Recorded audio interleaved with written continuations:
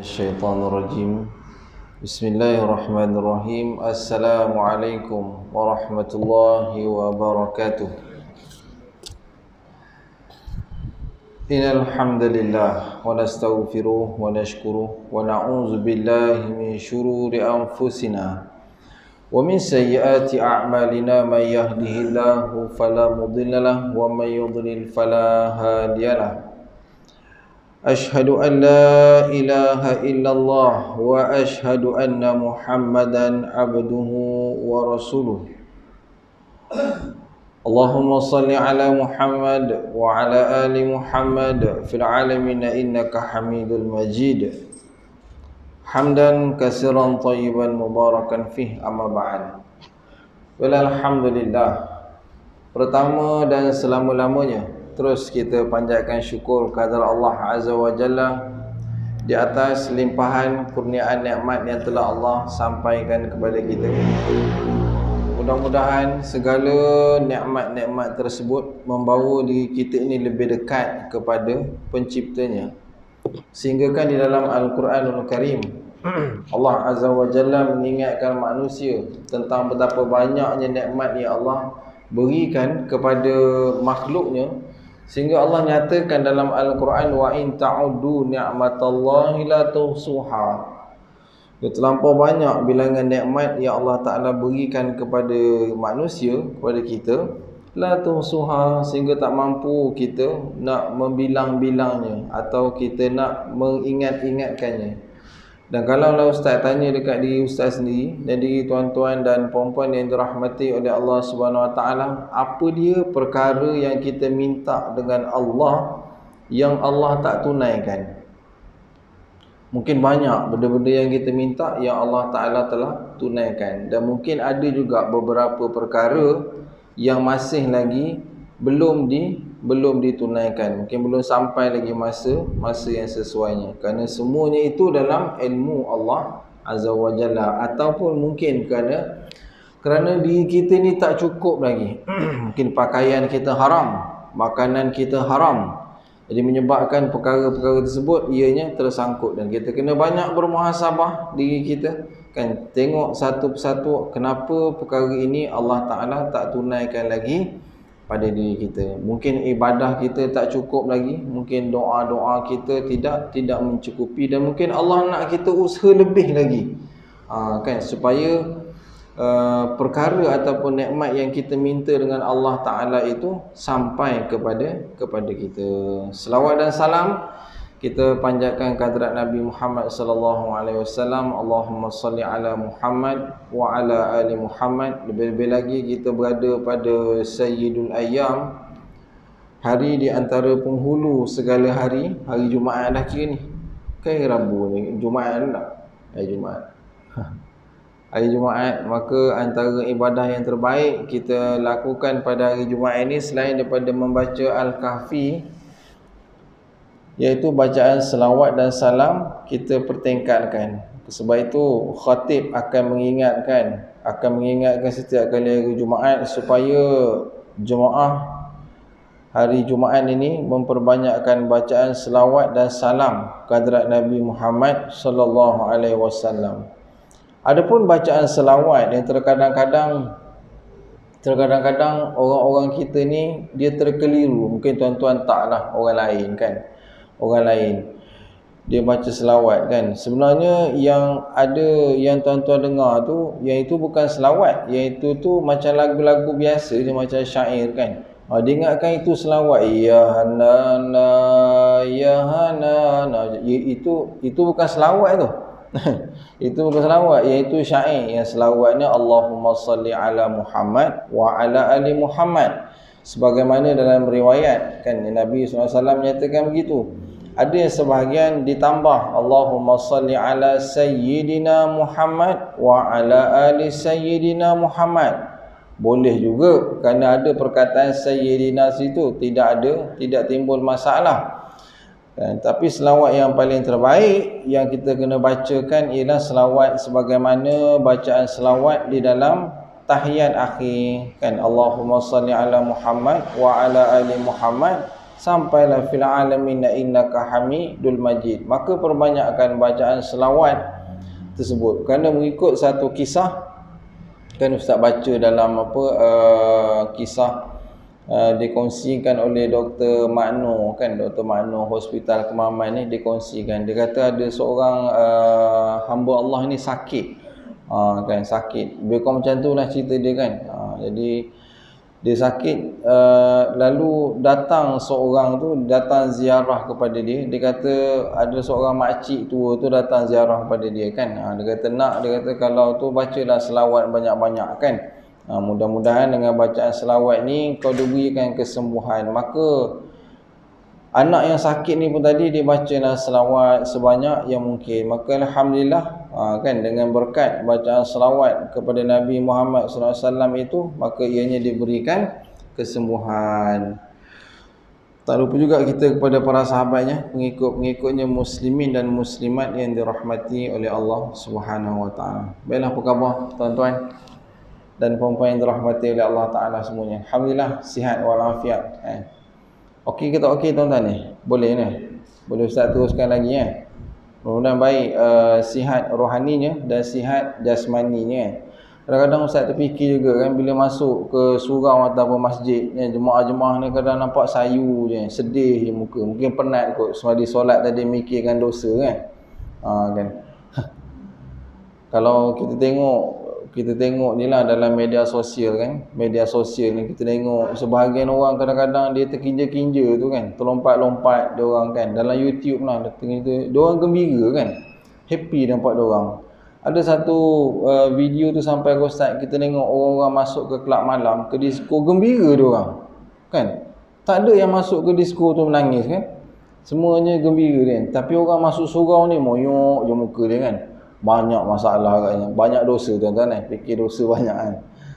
Jadi begitulah kan, ada masa kita ceria, ada masa kita duka cita kan, sedih dan seumpamanya. Kerana memang itulah sifat yang Allah Ta'ala datangkan kepada manusia. Dan ketika mana Allah Ta'ala berfirman kepada Nabi Adam AS kan, Allah Ta'ala firman kepada Nabi Adam AS, kepada malaikat, wa iz qala rabbuka lil malaikati inni ja'ilun fil ardi khalifah qalu ataj'alu fiha may yufsidu fiha wa yasfiqu dima wa nahnu nusabbihu bihamdika wa nuqaddisu lak. Allah menyatakan, bagi tahu dekat malaikat bahawa malaikat, aku akan ciptakan makhluk, ataj'alu fiha, kan aku akan ciptakan makhluk di atas muka bumi ini. Malaikat lantas bertanya kepada Allah, adakah kau nak ciptakan satu makhluk, ataj'alu fiha may yufsidu fiha, yang akan melakukan kerosakan yang banyak atas muka bumi ini, wa yasfiqud dima, dan akan menumpahkan darah. Nahnu nusabbih wa nuqaddisu lak, kami ni ya Allah, malaikat kata kami ni nusabbih, kami memuji engkau, kami bertasbih memuji engkau ya Allah, wa nuqaddisu lak, dan kami mensucikan engkau. Tuan-tuan tengok rangkap pada tafsiran tersebut kan, antara 30 hingga ke 33 ataupun 34 saya terangkan dekat Masjid Pekalang Pandan 2 minggu yang lalu kalau tak silap. Bila Ustaz perhatikan kembali ayat tersebut, dia beritahu kita bahawa Allah Azza wa Jalla berfirman kepada malaikat dan juga Nabi Adam. Lantas pada ayat yang berikutnya Allah berbicara dengan Nabi Adam alaihissalam, wa'allama Adam al-asma'a kullaha thumma aradahum 'alal malaikah. Allah panggil Nabi Adam alaihissalam dan Allah ajarkan Nabi Adam alaihissalam ni nama-nama barang, dan dipanggil malaikat, thumma aradahum 'alal malaikah. Dan Allah tanya dekat malaikat, kenal tak benda-benda ni, barang-barang ni? Malaikat kata apa? Qalu subhanaka la ilma lana illa ma 'allamtana innaka antal alimul hakim. Malaikat menjawab, qalu subhanaka la, maha suci engkau ya Allah, subhanaka la illa ma 'allamtana, kami ni hanya tahu ilmu yang kami tahu ni apa yang kau ajarkan kepada kami. innaka antal alimul hakim, sesungguhnya engkau ya Allah alim, maha mengetahui, al-hakim, maha bijaksana. Kan orang malaikat dia surrender. Peringkat awal malaikat dia cuba argue, dia cuba bertanya, maknanya dia tak setuju kan tentang ciptaan makhluk di atas muka bumi ini. Jadi bila Allah terangkan bertanya kepada malaikat tentang nama-nama barang ni, dia tak dapat jawab. Malaikat tak dapat jawab. Dan summa aradahum 'alal malaikah. Nabi Adam diterangkan kepada malaikat akan nama-nama barang ni semua. Kan? Jadi malaikat pun surrender kan setelah Nabi Adam AS menerangkan nama-nama barang tersebut. Dan apa kata Allah Ta'ala kepada malaikat, inni a'lamu ghaibas samawati wal ard wa a'lamu ma tubduna wa ma kuntum taktumun. Bukankah Allah Ta'ala, bahkan aku beritahu engkau malaikat, aku mengetahui, inni a'lamu ghaibas sama, aku mengetahui apa yang perkara yang ghaib di langit dan di bumi, wa a'lamu ma tubduna wa ma kuntum taktumun, dan apa yang tersembunyi, apa yang tersembunyi dan apa yang tidak tersembunyi, Allah Ta'ala maha mengetahui. Ayat tersebut 30 hingga 33 dan 34 ni, dia nak kisahkan kepada kita manusia dia akan jadi mulia, dia akan jadi satu makhluk yang mulia jika dia ada ilmu. Manusia dia akan jadi hina. Pertama, jika dia ada ilmu, dia tak gunakan ilmu dia tadi tu, ataupun dia ini menjadi orang yang tidak berilmu kan. Macam mana terang tu? Kan kalau tuan-tuan perhatikan balik pada awal-awal penurunan Al-Quran, kan wahyu yang pertama ketika mana Nabi Muhammad sallallahu alaihi wasallam kan mengasingkan diri dia, duduk di dalam gua Hira. Kan tuan-tuan naik gua Hira satu tempat tinggi tuan-tuan, tempat ni. Tuan-tuan yang ada kesempatan pergi Mekah ni kan, yang ada rezeki pergi Mekah tu, boleh naiklah bukit tu. Tapi biasanya travel kita ni ada yang buat dan ada yang tak buat lah. Sebab tempat itu dia bukanlah satu tempat sunat yang kita ziarah lah kan.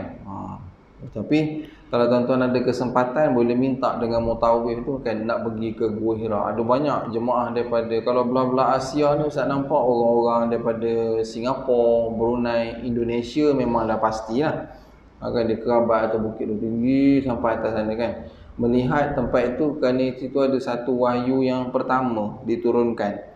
Tuan-tuan sampai tinggi tempat dia, kan, nanti ada banyaklah tol-tol yang tuan-tuan kena bayar. Tu orang daripada mana? Orang daripada Pakistan Ustaz rasa kot. Pakistan senang kata bukan orang Malaysia lah, orang Pakistan ataupun orang Bangla lah yang biasa dia tunggu dekat tepi-tepi tangga nak naik ke atas kan. Nanti kan dia minta nama macam-macam lah, dia puji kan, Malaysia bagus, Najib pun bagus juga dia cakap dalam tu kan. Najib bagus kan. Tuan-tuan bagi dulu kalau kita bagi duit kita RM1 dia ambil. Sekarang ni dia tak nak kan, RM1 duit kita tu dia tak nak. Dia nak duit dia. Dia nak duit apa? Duit Saudi. Kadang-kadang dia orang ni satu hal juga kan. Bila kita bagi dia orang, nanti kalau macam dia orang nampak lagi kita, dia orang panggil kawan-kawan dia, dia tunjuk kat kita. Nanti ramai kawan-kawan dia datang ikut kita. Jam kita kan, kerja nak bagi dia orang duit kan. Dia ingat muka kita tu, kan, dia ingat muka kita. Nanti kan dia bawa kawan-kawan dia kan, datang pergi kat kita.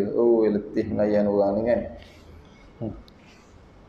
Baik, itu wahyu yang pertama. Allah Azza wa Jalla sebut Iqra bismi rabbikal ladzi khalaq, bacalah kan.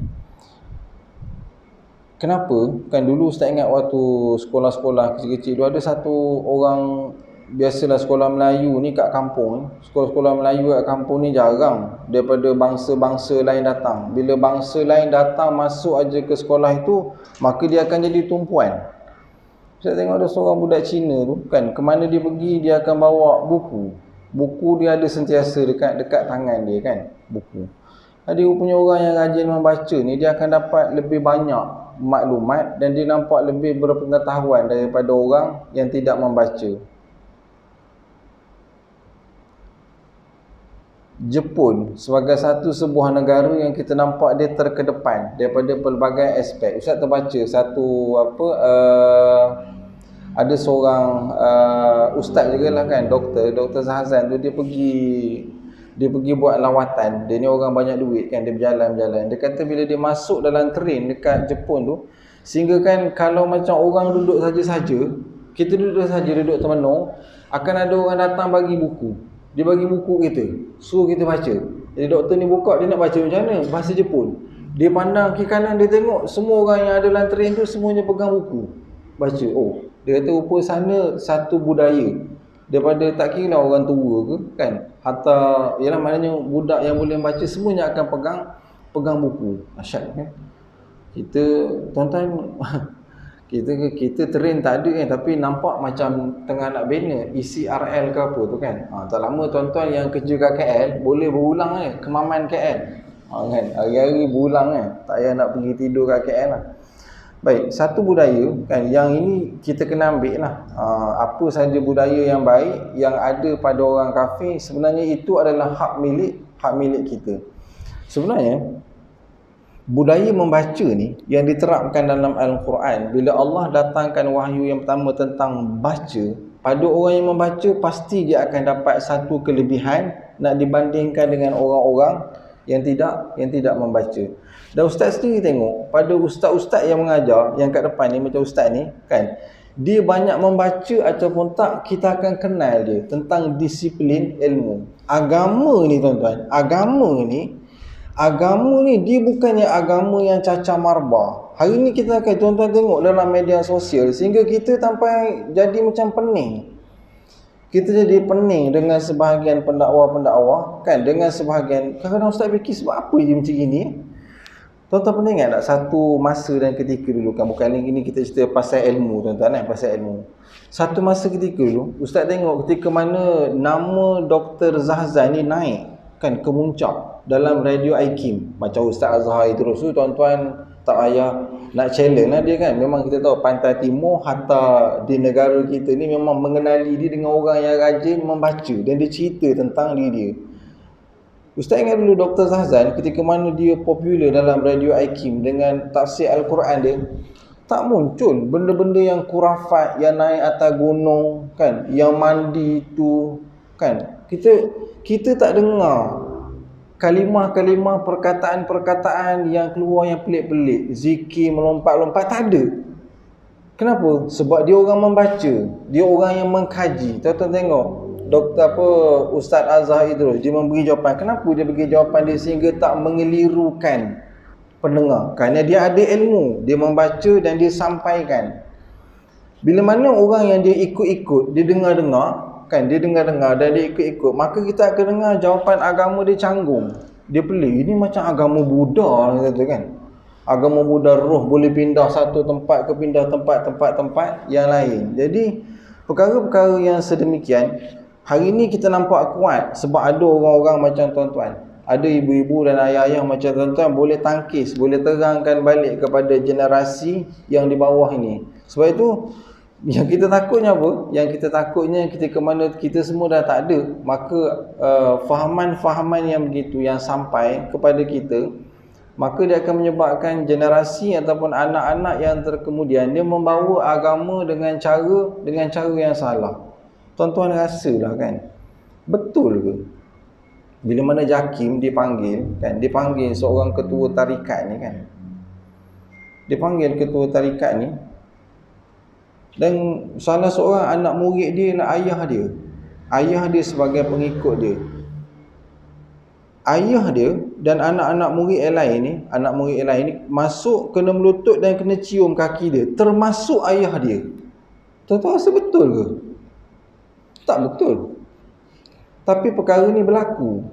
Kan, bila video tu tersebar, kan, dan JAKIM panggil dan tanya satu, kan, pada peringkat awal dia menafikan, bila tunjuk video tu barulah dia mengaku, kan, tentang tersebut. Kenapa? Kerana dia kata dia ikut akan tok-tok guru dia sebelum ini. Jadi tu pelik. Sebab tu agama ini dia ada disiplinnya. Agama ni dia ada, orang kata apa, tasasul, dia ada kronologi dia, satu.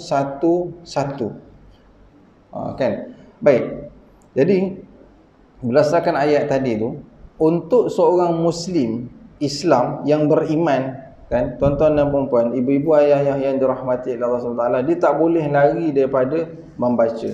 Dan antara bacaan yang paling terbaik ialah Al-Quranul Karim. Bila orang tu dia banyak membaca Al-Quran, maka akan pasti pada diri dia akan ada satu kelainan, satu benda yang lain daripada orang lain yang tidak membaca Al-Quran. Tinggal lagi tuan-tuan, ni yang Ustaz nak masuk tajuk ni. Tinggal lagi tuan-tuan perlu mujahadah. Bagaimana tuan-tuan nak mujahadah, konsistenkan benda tu, supaya tuan-tuan boleh jadikan dia pada peringkat awal. Memang kita akan buat benda-benda yang baik ini, dia akan rasa perit, dia akan rasa malas. Kan? Sebagaimana yang Ustaz pernah maklumkan dulu, hadis, satu hari seorang sahabat Nabi ni dijumpa, kan, dia kata, "Ya Rasulullah, kau sampaikan kepada aku satu nasihat yang mana aku nak dengar. Setelah aku mendengar nasihat kau ni, aku takkan tanya lagi lah dekat orang-orang lain." Kan, kalimah tersebut pendek, "Qul amantu billah." Kata Nabi SAW, "Qul amantu billah sumastaqim." Kau katakan amantu billah, kau beriman kepada Allah, sumastaqim, kemudian istiqamah di atas keimanan, kebaikan, kebajikan yang kau buat tu, kau istiqamah, berterusan. Okay. Termasuklah dalam kebaikan yang kita buat ini, yang Ustaz nak ceritakan tentang membaca bacaan Al-Quran. Pastikan kita baca dia, walaupun setiap hari hanya dua muka kan. Satu muka tu sikit sangat lah. Dua muka ni Ustaz tengok lebih kurang dalam 5 minit pun tak sampai. Tapi kalau tuan-tuan baca campur dengan plus maksud atau terjemahan dia, maka pergilah dia kepada 7 hingga ke 8 minit. Baca Al-Quran tuan-tuan, maka hidup kita ni dia akan terarah. Dia seolah-olah macam dipandu, kan, apa sahaja keputusan yang kita nak buat. Mujahadah maknanya bersungguh-sungguh. Memang bila kita nak buat benda yang baik, benda yang namanya ibadah, maka kita akan rasa malas. Kita malas, kan. Tapi bila kita buat sekali, kita rasa semangat. Besok kita nak buat balik, dia rasa malas balik. Dan tuan-tuan kena mujahadah, tuan-tuan kena paksa. Untuk orang-orang yang baik-baik, levelnya iman baik-baik macam tuan-tuan dan perempuan ni, ibu-ibu, ayah-ayah yang dirahmati Allah, Ustaz pasti tak timbul sangat masalah tentang perkara tersebut. Cumanya dia akan jadi rosak dekat mana amalan kita dia tu. Dia akan jadi rosak satu ketika mana kita timbul perkara-perkara yang seumpama riak. Kan, seumpama riak. Kita nak riak, sum'ah, takabur, kan. Riak ni maknanya kita nak menunjuk-nunjuk akan perbuatan baik kita tu. Kadang-kadang kita tak tanya pun dia, tapi dia cerita, "Saya malam tadi bangun tahajud." Saya alhamdulillah Ustaz, kan, tahajud sedekah ni memang tiap-tiap pagi. Kuat pula dia cakap kat kantin tu. Kadang-kadang dia nak pergi sembahyang duha je pun. Kita tahu dia seorang yang konsisten yang sembahyang duha. Habis semua orang dia cerita, kan, tentang yang dia ni nak sembahyang duha. Sembahyang tak lagi hari tu. Daripada pukul 8 tu nak sembahyang duha, dia jumpa orang ni, sampailah pukul 11 dia kata dia nak sembahyang duha, dia tak sembahyang lagi. dia jadi macam dia panggil talbis. Yang Ustaz takutnya, yang Ustaz nampak lah, dia panggil talbis iblis, kan. Dia macam ditipu daya oleh iblis dalam amalan-amalan yang dibuat. Baik. Kata pengarang kitab yang Ustaz sempat ambil daripada ni, satu laman web ni, kan, diletakkan dalam surah An-Nazi'at, makna yang 40 hingga 41. Dan ada pun orang-orang yang takut kepada kebesaran Tuhannya, dan menahan diri daripada nafsunya, maka syurgalah tempat tinggalnya. Surah An-Nazi'at ayat 40 hingga 41. Tuan-tuan perhatikan, adapun orang-orang yang takut kepada Allah, kepada kebesaran Tuhannya, dan menahan diri daripada nafsunya, maka sesungguhnya syurgalah tempat tinggalnya. Satu hari Nabi balik daripada peperangan. Ustaz minum air sekejap boleh? Bismillah. Manis hari ni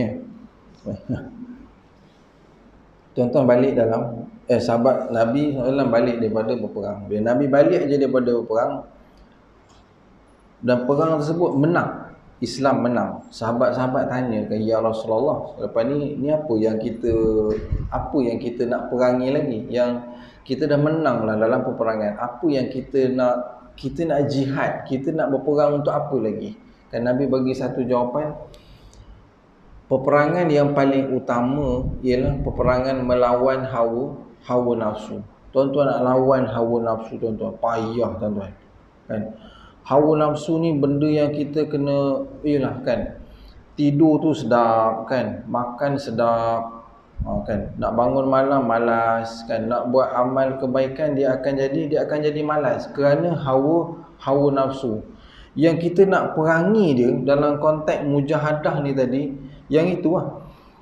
Baca tuan-tuan ni kan, tuan-tuan dah kena letak dah kan jadual-jadual hari ni banyak mana tuan-tuan nak baca zikir, tuan-tuan nak ingat kepada Allah kan.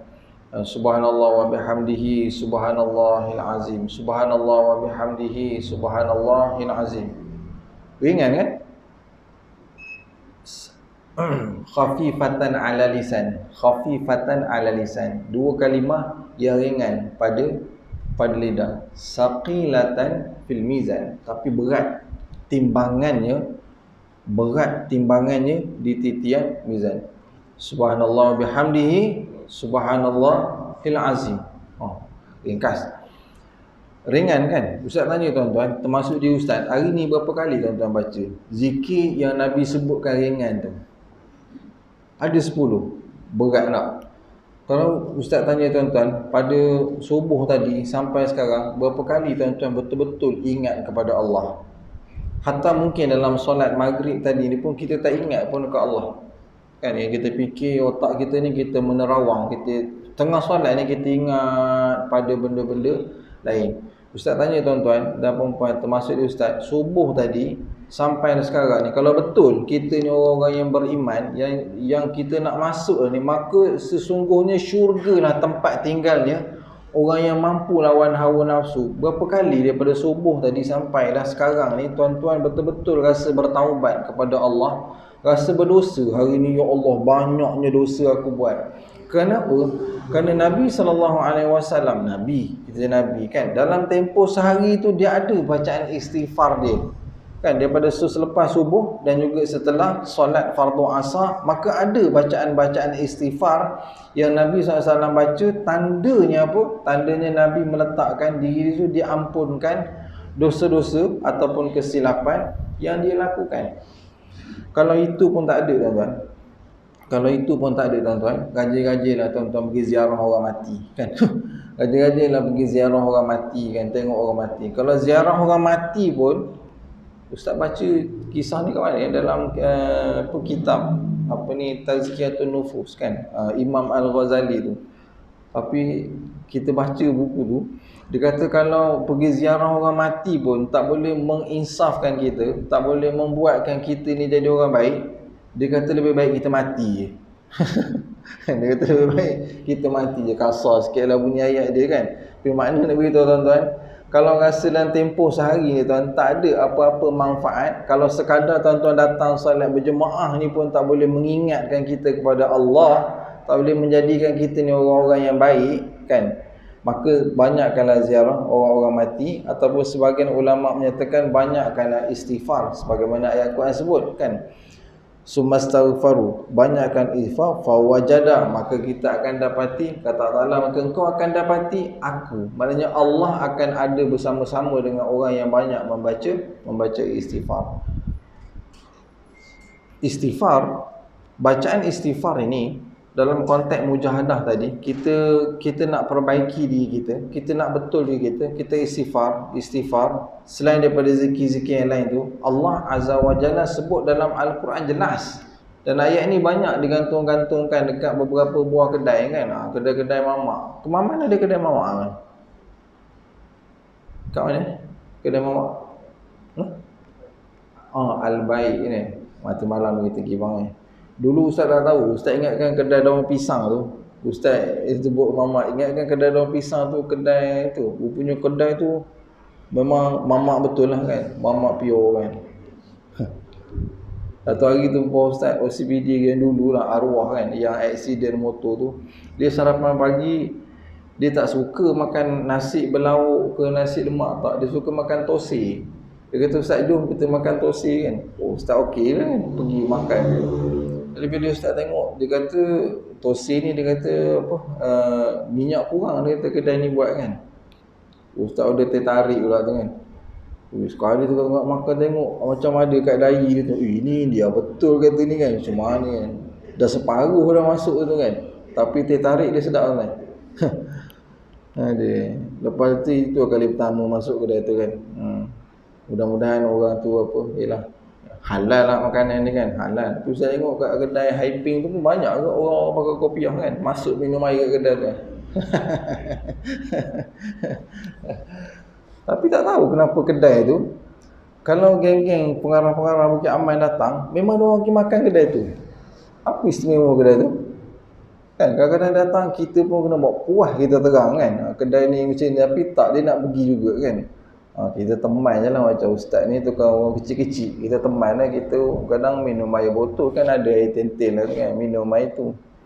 Tak tergamak betul. Tapi itulah tuan-tuan baru ni khutbah dekat Masjid Bukit Anak Dara, Ustaz sentuh tajuk ni kan. Ustaz sentuh kan, dia cerita makanan yang halal dan haram baru ni kan. Ustaz garau tajuk tu kan, sampai terbeliak biji mata orang kat Masjid Bukit Anak Dara kan. Gamaknya ada orang pergi minum kat kedai tu kot. Dia cerita pasal makanan halal dan haram. Nabi SAW satu hari kurma tu, tuan-tuan dengar tak khutbah apa ni? Kita tuan-tuan tidur. Tuan-tuan tidur persaingan ni kan. Nabi sebut kan, satu hari ada kurma kat rumah dia. Nabi kata, Nabi was-was, Nabi syak itu kan, nak makan, takut ini kepunyaan milik zakat. Kerana Nabi SAW dia tak makan zakat, dia cuma makan yang hadiah kan. Nak makan ke tidak kan. Jadi Nabi pilih untuk tak makan. Itu kurma sebiji kan. Tuan-tuan kata yang pakai kopiah ni penuh minum air kat hyping. Tuan-tuan tahu tempat tu halal ke tidak kan. Tak apa, yang penting tuan-tuan kalau nak minum air pagi-pagi, telefon Ustaz kan. Nanti Ustaz bawakan kedai-kedai yang halal kat Maman ni banyak Baik, jadi konteks mujahadah, kita kena ada usaha. Tuan-tuan kena usaha juga, lawan hawa nafsu. Cuba tinggalkan sedikit sebanyak perkara-perkara yang tak baik. Dalam masa yang sama, tuan-tuan kena banyak bermujahadah kan. Banyakkan berkawan dengan orang yang baik-baik, orang yang soleh dan juga orang-orang yang solehah kan. Selalu menghadirkan diri ke majlis-majlis ilmu macam yang sekarang ini kan, rapat-rapatkan diri ke surau dan ke masjid-masjid. Mudah-mudahan tuan-tuan akan tergolong dalam golongan orang-orang yang sentiasa nak bermujahadah. Pastikan mujahadah yang tuan-tuan buat ni, tuan-tuan jumpa jalan yang betul kan. Tuan-tuan jumpa jalan yang betul, jangan jumpa jalan yang salah. Ustaz risau betul kan. Bukan apa, kadang-kadang kita tengok ini kerana fahaman ataupun bentuk-bentuk jalan-jalan dia nak bawa seseorang tu ke arah kebaikan, dia menemui satu jalan yang tak betul. Dululah tuan-tuan dulu kan, kenapa apa Al-Arqam Ustaz Asy'ari tu ditangkap waktu masa dahulu? Siapa dia tangkap kan? Kerana bila mana Jakim panggil dia tu kan, kerana salah satu video dia tu tersebar kan, dia menyatakan bahawa dia bercakap dengan Nabi SAW secara yaqazah. Saya sedar ni macam Nabi dia cokoh gini kan, cakap kan. Maka dia diiktiraf sesat pada waktu itu. Hari ni banyak mana ustaz-ustaz jadian yang muncul kan dalam ni yang mengatakan bahawa dia jumpa Nabi cara yaqazah. Apa tak tangkap? Buat apa tak tangkap? Kan nak cerita tuan-tuan. Jadi berhati-hati. Dalam memilih ni pastikan bertanya kan, semak dulu dengan pejabat agama, ikuti dulu ustaz-ustaz yang ada autoriti ataupun ustaz-ustaz yang kita nampak sahih akan keilmuan agama yang dibawa. Maka pandu kan, tanya dia, dan banyak dalam membaca. Yang akhir sekali, untuk dapatkan mujahadah ini secara konsisten, tak lain tak bukan tuan-tuan, kena banyakkan berdoa kan, banyakkan berdoa, minta pada Allah. Kerana Nabi SAW pun dia selalu bacakan doa kan, ya muqallibal qulub. Nabi baca doa tu, ya muqallibal qulub, sabbin qulub ala dinika wa ta'ati. Ya Allah, Tuhan yang membolak-balikkan hati, sabbin qulub kan, tetapkan hatiku ni, ala dinik, atas agama dan atas ketaatan. Dan Nabi juga selalu berdoa kan, usai memberi salam, Assalamualaikum warahmatullahi, Assalamualaikum warahmatullahi. Ya Allah, bantulah aku, bahasa Melayu lah kan. Ya Allah, bantulah aku untuk sentiasa mensyukuri nikmat-Mu. Bantulah aku untuk sentiasa ingat kepadamu. Bantulah aku untuk memperbaiki amal ibadah kepadamu. 3. Ya Allah, bantulah aku untuk sentiasa mensyukuri nikmat-Mu. Bantulah aku untuk sentiasa ingat kepadamu. Minta dengan Allah, bantulah aku untuk sentiasa mensyukuri nikmat-Mu. Ingat Allah, syukur nikmat dia. Ingat Allah, mensyukuri nikmat-Nya. Wallahu a'lam. Sampai itu saja tuan-tuan. Habis masa? Belum lagi. Itu 8.35. Belum dah setengah kan, dah habis belum? Tak ada. Belum lagi. Ustaz tambah lagi boleh kan. Dan dalam berkaitan dengan doa ni, terkadang-kadang doa yang tuan-tuan nak baca kan, kalau dekat tempat ustaz kerja tu, dia orang risau sangat. Kalau bos-bos suruh baca doa kan, suruh baca doa kan, dia kata doa makan dia. Saya pandai ustaz, doa makan dia betul-betul.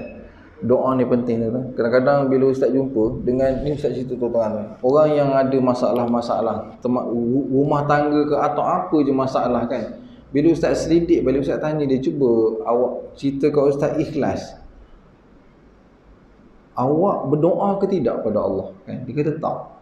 Memang mana-mana orang yang ada masalah, yang ada banyak masalah, saya tanya dia, awak kurang doa, awak berdoa tak? Dia kata tak. Dia kata dia memang tak berdoa kan. Sehingga bila kami duduk-duduk ni kan, kami duduk-duduk bincang-bincang, orang-orang macam ni, pertama kita kena suruh dia jaga solat dulu. Pastikan dia seminggu tu dia jaga solat dia dengan baik. Minggu depan tu kita panggil dia, kita tanya dia, awak solat cukup tak? Cukup. Kalau cukup baru ustaz beritahu. Kalau tak cukup, awak balik dulu, cukupkan solat dulu. Kan. Kerana kalau kita bagi tahu dia, kita suruh dia berdoa, kita suruh dia buat ini, dalam masa yang sama dia tak solat, maka benda yang kita sampaikan dia tu ibarat macam masuk telinga kanan, keluar telinga kiri, ataupun langsung tak masuk dalam telinga dia. Kan? Ibarat macam tak ada apa-apa. Tapi bila dia jaga solat, dia jumpa kita balik, kita beritahu dia apa-apa yang perlu dia buat, maka daripada situ kita akan nampak perubahan pada diri seseorang itu. Tuan-tuan ada anak kan, tuan-tuan ada isteri, tuan-tuan cuba gunakan teknik-teknik yang begini supaya apa? Supaya solat tu dia adalah kunci utama. Kerana solat tu merupakan doa kan. Dan ustaz tengok orang-orang yang kurang berdoa ni kan, dia memang akan timbul masalah yang banyak daripada dia. Sebab itu kalau takkanlah Nabi SAW saat dia nak menghembuskan nafas dia, Nabi sebut 3 benda. Antaranya yang Nabi sebut as-salah.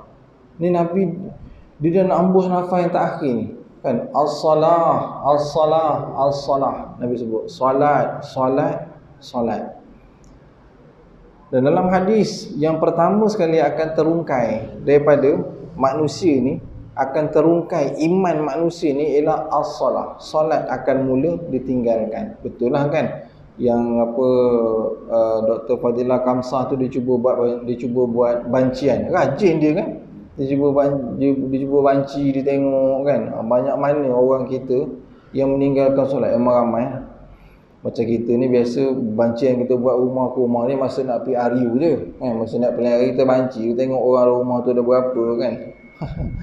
Bagus juga ada dia kan, dia buat bancian, dan orang menggunakan fakta tersebut dan melihat bagaimana tentang kegagalan dia punca daripada yang tidak solat ni. Sebenarnya dia datang daripada rumah.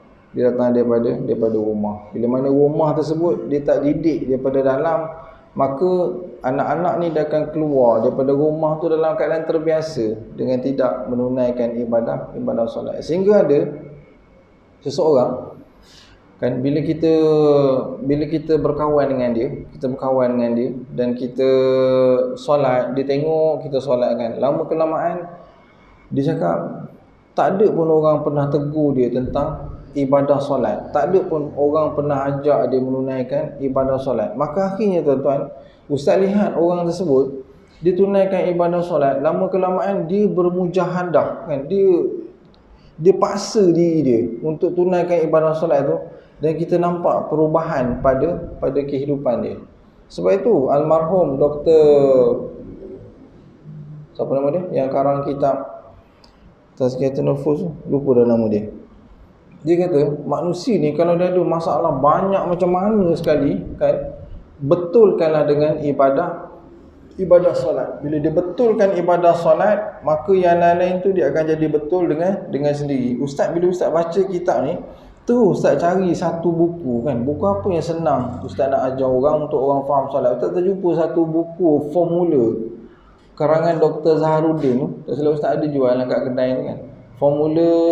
Formula solat ke apa, tapi karangan Dr. Zaharuddin, simple buku dia. Tuan-tuan baca dan tuan-tuan boleh faham tentang pergerakan-pergerakan dalam solat. Ada orang dia angkat takbir macam gini kan, ada orang dia angkat takbir macam gini, ada orang dia langsung tak angkat takbir tapi suara bunyi dia Allahu Akbar kan, macam kat Mekah tu kan. Ada orang kaki dia begini kan. Tuan-tuan akan jumpa nas-nas, oh ini cerita dia. Jadi bila tuan-tuan baca buku tu, dia halaman buku tu taklah sampai 1 juta pun, ada lebih kurang daripada 180 lebih je halaman muka tu. Tuan-tuan baca buku tu kan, ustaz pasti tuan-tuan baca sekali lalu tuan-tuan akan faham, dan tuan-tuan takkan cepat-cepat mewahabikan orang itu, tuan-tuan takkan cepat-cepat membid'ahkan orang itu. Tuan-tuan baca buku tu, oh Imam Syafi'i kata macam ini kan, oh mazhab imam ni kata begini, mazhab ini kata begini. Dia berada dalam ruang lingkup agama. Dan yang menariknya apa, tuan-tuan akan rasa lebih menghayati, tuan-tuan akan lebih fokus dalam saat melakukan ibadah solat. Dan tuan-tuan akan tengok kan, minggu ke minggu kita akan rasa perubahan pada kehidupan kita. Kerana Nabi sebut kan, as-salah kan, an-nisa, wanita yang Nabi tinggalkan, yang Nabi sebutkan saat Nabi SAW nak menghembuskan nafas yang terakhir. Dan yang terakhir sekali tuan-tuan, yang terakhir lagi kan, dalam kerangka bermujahadah ini, doa tadi tu, bagaimana cara untuk kita mendapat doa yang berkualiti? Selain daripada tuan-tuan kena pastikan rezeki yang halal, makanan yang halal, pakaian yang halal, apa yang ada pada tubuh kita ini adalah halal. Tuan-tuan susunkan bacaan doa tu, tulis. Doa ni tuan-tuan kena tulis kan, tulis doa tu kan, tuan-tuan kena fikir, tulis. Bahasa Melayu lebih baik jika tuan-tuan rasa itu boleh merasakan dekat dalam hati. Susun doa tu. Pertama, apa dia rangkap pertama yang tuan-tuan nak letakkan dalam doa. Rangkap yang kedua, doa apa yang tuan-tuan nak masukkan dalam. Pertama, tentulah pujian kepada Allah Azza wa Jalla. Kedua, tentulah kita nak memuji Nabi Muhammad SAW. Rangkap yang ketiga ni tuan-tuan letakkan, sebutkan dosa-dosa tuan-tuan. Letak, sebut, ya Allah, aku ni insan yang hina, banyak melakukan dosa ini kan. Macam tuan-tuan tengok bila Nabi SAW dia dilempar oleh sahabat-sahabat. Dia ketika Nabi pergi ke Taif, Nabi sampai aja ke Taif kan, setelah Nabi kematian isterinya dan kematian bapa saudaranya Abu Talib, Nabi sedih kan. Jadi Nabi waktu tu dihalau oleh penduduk Mekah ni. Macam mana? Nak azan dulu, dah nak habis dah ni, sikit lagi kan.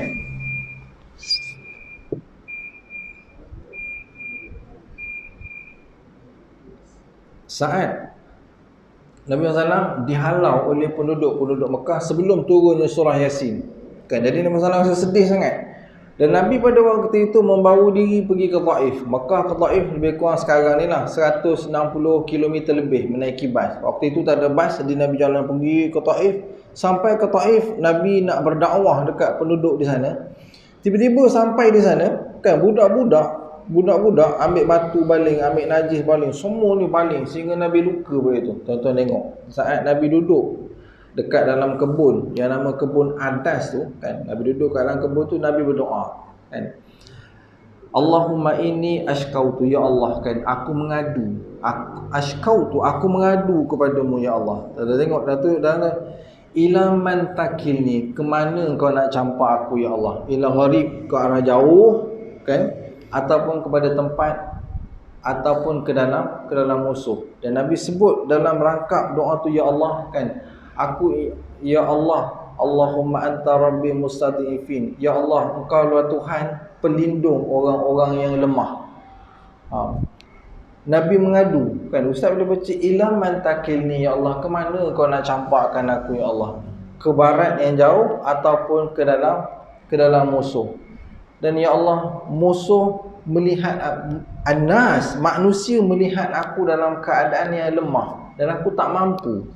Oh, kan, doa Nabi mengadu sehingga malaikat datang jumpa dengan Nabi, ya Rasulullah, kan, Allah perintahkan aku jumpa pada engkau nak ke aku angkatkan bukit di belakang ni hempak kepada penduduk Taif? Tapi Nabi bagi jawapan, tak, aku tak nak yang begitu, kan, aku nak supaya ada daripada keturunan penduduk di Taif ini ada yang memeluk kepada agama tauhid, yakni agama Islam. Wallahu a'lam. Di doa tadi tuan-tuan kena rangka, tuan-tuan kena fikir, tuan-tuan kena tulis supaya doa tadi ni dia memberi kesan. Doa ni dia merupakan mukhul ibadah, dia kotak kepada ibadah. Dalam doa itulah dia terkandung objektif ataupun matlamat hidup kita pada doa tersebut. Tuan-tuan janganlah minta doa saya kaya je, Allah bagilah aku kaya, kan, bagi aku kaya, kan, panjang masa bagi aku kaya, kan.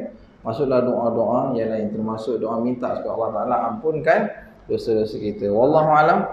Yang baik daripada Allah, yang buruk daripada kelemahan Ustaz sendiri. Terima kasih tuan-tuan kerana memberikan perhatian terhadap apa yang Ustaz sampaikan. Yang baik daripada Allah, yang buruk daripada kelemahan Ustaz sendiri. Aqulu qawli hadza wa astaghfirullahal azim li wa lakum. Wassalamualaikum warahmatullahi wabarakatuh.